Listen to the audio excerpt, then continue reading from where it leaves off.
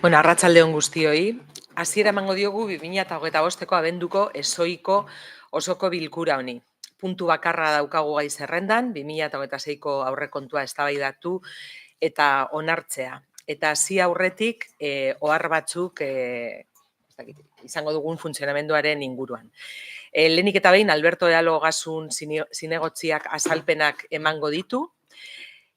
Ostean, enmendakinak erregistratu dituen Alderdi Sozialistak irakurri egingo ditu, eta ondoren eztabaidara pasatuko gara. Bi txanda izango ditugu, ohi den bezala, baina aurrekontuen plenoa izanik 10 minutu gehiago edukiko dugu. Hau da, guztira alderdi bakoitzak 20 minutu izango ditu banatzeko nahi duen moduan txanda bien artean eta baita ere partaidetzari dagokionez, baita ere nahi duen moduan egiteko.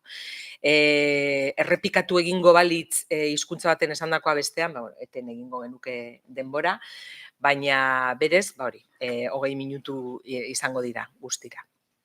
Eta, gero eztabaidaren ondoren, emendakinak bozkatuko ditugu banan-banan, eta bukatzeko aurrekontua bera bozkatuko dugu. Bai. EAJ-PNV-ek ez doguz jaso PSeren emendakinak.